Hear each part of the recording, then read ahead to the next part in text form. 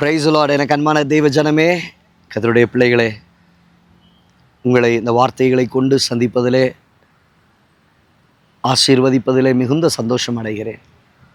தேவனாகிய கர்த்தர் உங்களை நடத்துவாராக.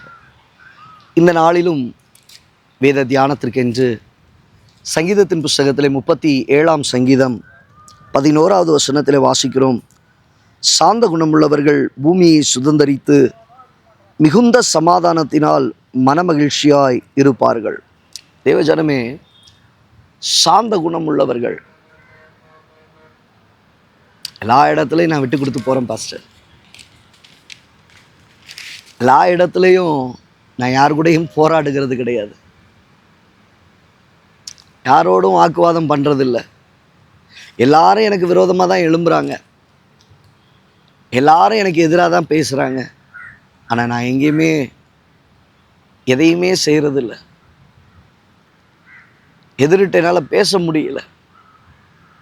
சாந்த குணமுள்ளவனே, சாந்த குணமுள்ளவனே என்று சொல்லுகிறார், நீ பூமியை சுதந்தரித்துக் கொள்வாய். Yes, praise the Lord, praise the Lord, praise the Lord. உங்களுடைய சில சொத்துக்களில்,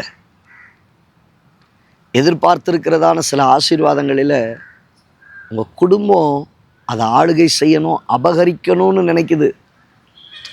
அந்த இடத்துல கூட நீங்கள் எதையும் பேசலை, அமைதியாக இருக்கிறீங்க.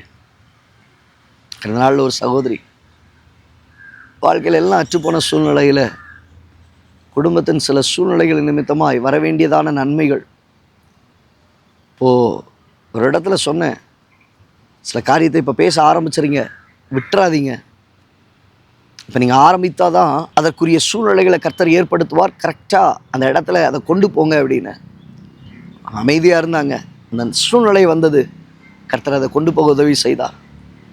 அடுத்து ஒரு குறிப்பிட்ட நேரத்தில் சொல்லிட்டேன், இதுக்கு மேலே எதுவும் பேச வேண்டாம், அமைதியாக விட்டுருங்க, கர்த்தரே அந்த காரியங்களெல்லாம் அப்படியே கொண்டு வருவார். அந்த நாட்களில் நல்ல செய்திகளை கேள்விப்பட கர்த்தர் கிருபை பாராட்டினார். என்னென்ன காரியங்கள் இவர்களுக்கு என்று சொல்லி இந்த இடத்துல அவர்கள் பிரித்து ஆயத்தப்படுத்தி வைத்திருக்கிறார்கள். இன்னும் முடிவடையலை, சீக்கிரத்தில் அது நிறைவேறும். அதை விசுவாசிக்கிறோம். கர்த்தர் அற்புதம் செய்வார். தேவ பிள்ளையே, சாந்த குணம் உள்ளவர்கள். போராடணும்னு நினச்சா பல விதத்தில் போராடி இருக்கலாம், அதை எதிர்க்கணும்னு நினச்சா பல விதத்தில் எதிர்த்திருக்கலாம். சில இடத்துல நம்ம போராட வேண்டியது உண்டு. ஆனால் அதிகமாய் கர்த்தர் நம்ம இடத்துல எதிர்பார்ப்பது என்ன தெரியுமா? சாந்த குணம் உள்ளவனாயிரு. வெயிட் பண்ணு. Wait until God works in your life. சாந்த குணத்தை தரித்துள்ளவனாக இரு. கோபப்படாத, எதிரிட்டு பேசாத, வெயிட் பண்ணிக்கிட்டே இரு. நீ பூமியை சுதந்தரித்துக் கொள்வாய். எஸ், நீங்கள் பூமியை சுதந்தரித்துக் கொள்வீர்கள். அப்போது அவர்கள் பூமியை சுதந்தரித்து கொண்டு மிகுந்த சமாதானத்தினால் அவர்கள் மனமகிழ்ச்சியாக இருப்பார்கள்.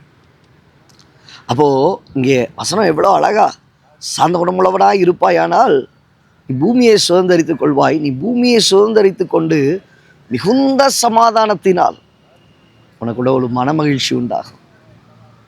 அந்த சமாதானத்தை கர்த்தர் கொடுக்கிறார். அது நிமித்தமாய் மனமகிழ்ச்சி உண்டாகும்.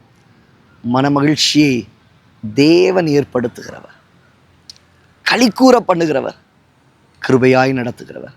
கர்த்தர் கைவிடுகிறதில்லை. ஆச்சரியமாய் நடத்துவார்.